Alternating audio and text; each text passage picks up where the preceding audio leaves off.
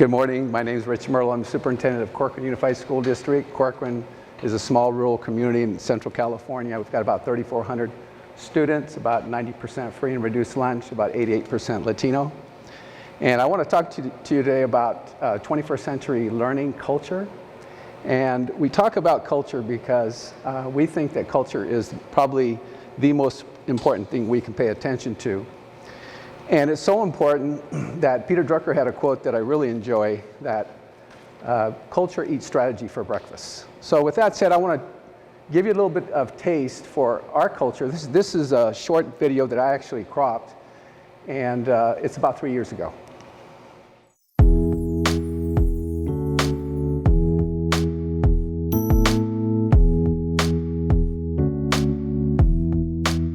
Most of our students do not have access to the internet at home, let alone a computer and iPad. We provide that so that they can take it home. We've had visitors from all over the world, Thailand, Australia, Costa Rica, to come and see our curriculum and how we use it. Yeah, I come at this from a skeptical approach. You know, I was a skeptic to begin with. I'm an old teacher, and that's par for the course. Nowadays, I can't see not using it. It may not have affected staff near as much as it affects our kids. Giving them the device was awesome, but giving them the ability to have internet at home with a router, that's huge.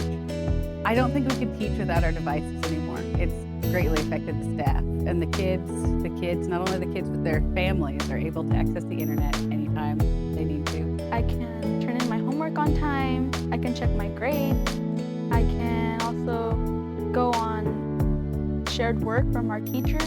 I've used from Keynote and creating PowerPoints and pages and doing my homework, essays, and doing a lot of homework pretty much. And it's easier. It makes a lot of things a lot easier and faster. Finish my homework and then able to turn it in faster with Google Docs and some of the other apps like email too. Well, last year I had the iPad and it was very easy to take with me. Since I'm a student athlete, it was way easier to take and then just open it and just do your work and continue when you don't need internet, as far as keynotes and pages. And the laptop, it's kind of the same thing, but we use more programs with internet here. And since the routers don't go far, we would always connect to the other school's Wi-Fi's. But when we would open up our laptops or our iPads, they would always ask us why we had iPads and they didn't. And they're like, oh, we have to go home and do homework still. I'm like, I could do it right here. I feel like students here at Corcoran High School have an advantage over other students. And it makes it easier to go home and do work when we need to write essays or something like that, because for me, I don't have any computers or anything at home, and so having the laptop available made it a lot easier to finish my work. Math, geography, sciences such as physics, chemistry, biology, everything, history, the arts has all been opened up to these students, and they're able to immediately get a hold of this information. My kids are blogging now. When I first got into blogging, it was because I want them to write more. And the more studying I do about blogging, you begin to realize it's a marketable skill that's going to become big time in the future. And so we're cutting new ground about preparing our kids for the future. It's been a big influence on our students and our staff, and really it's made a difference in our community. Students expect that they have these tools available now. Teachers have developed lessons and are using innovative strategies that are really helping kids to get to the next level, increase their writing, increase their capacity to do research. And it's almost taken for granted that these are the kinds of opportunities for learning that they're going to have now. And it's creating an excitement and an expectation that I think will bring all of us to building those skills that are needed in today's world.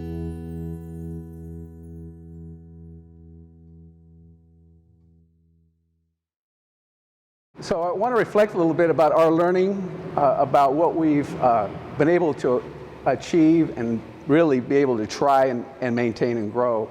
And I will not tell you about a lot of our mistakes because that's about a 3-hour seminar. So So in developing this idea of culture 11 years ago, we got right into the why. And the big why for us we keep talking about is access and opportunity, access and opportunity. And so from there we developed the what's, and we continue to develop that what. And the what is, of course, is the stuff. And of course we get excited about the stuff, but that's not really what it's about. The stuff includes the type of device and the infrastructure. And in our case we have WiMAX signals going home to families. And the other what, that's something we're learning and we're developing and trying to define from day one. What does a 21st century learning culture look like? What does that classroom look like? What does the teaching and learning look like? And that's something that for all of us, we're on new territory. And the other thing that we've learned, and sometimes the hard way, is developing the how. And one of the things we've done, we've decided to put things into a learning plan, put it on paper. We have it on our website. And that includes how we align our goals and what we want to do and what is the end product we want to see with our kids to that infrastructure and those devices and that access and opportunity. So I did something that was pretty unscientific, so don't try this at home, but we try to define all the time what that 21st century learning culture looks like. And so some of the words in this word will define that: transparency, integration, facilitation, trust. And you have all those things working together to develop what we call that 21st century learning culture. So in assessing that, we created a graph. And over time, we really went one-to-one in 2009, and we had the full capacity. We trying to assess what that culture looked like. We took a big jump. So one of the things I'm going to do in this short presentation is include a description of this look like in words and music, which is powerful. So the excitement and that enthusiasm, as all of you that have initiatives in technology have seen, you have that going and you have that openness and that innovation. But from there, so we saw it from our culture, a curve that actually went down, and the newness wears out.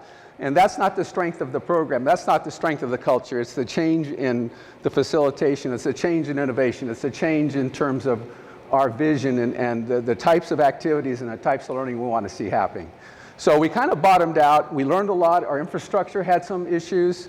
And then from there. Well, I won't back down. No, I won't. Well, we knew it wasn't going away.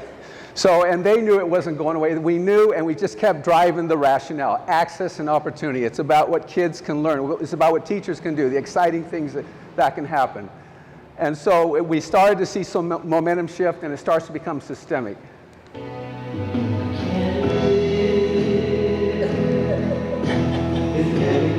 So our teachers knew that they're hooked, they're addicted.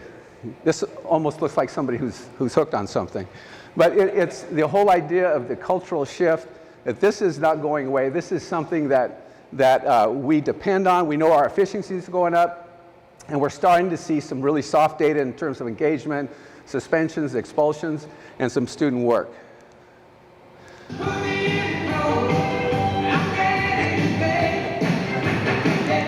So one of the best things we've done is make our coaching systemic. And with the LCAP monies, we have a coach at each site now, technology academic coach, and we're getting better in terms of their work integrating technology. We're creating a dependency and those relationships with teachers that are changing classroom experiences and really integrating technology to higher levels for kids.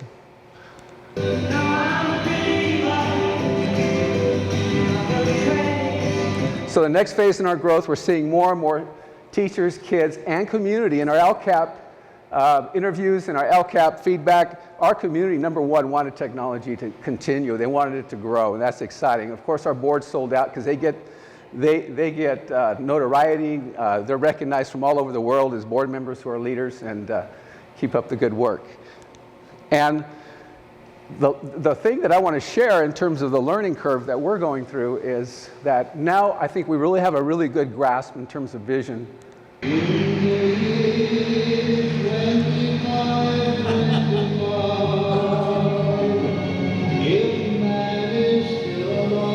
And we plan on staying alive. So But we have what I feel is a much more solid vision that people are really excited about. We have some concrete things that we're doing and working on the personalized learning plans, and have a vision in terms of what a 21st century learning classroom looks like. We're changing our facilities. We have a plan for logistics in our classrooms.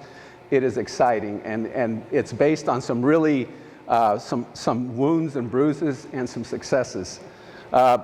Just as a profile, graduate profile we created, this is one of the end products that we're developing right now.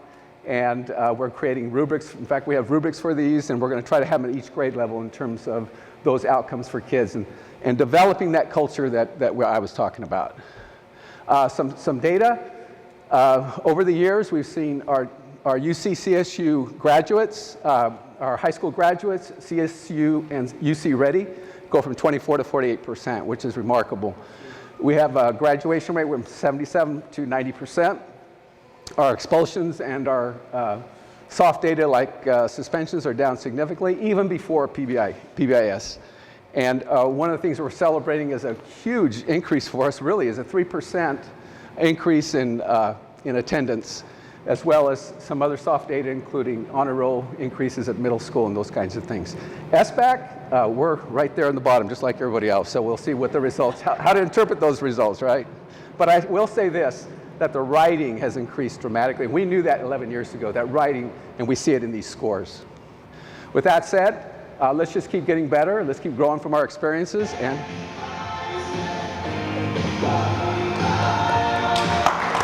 thank you.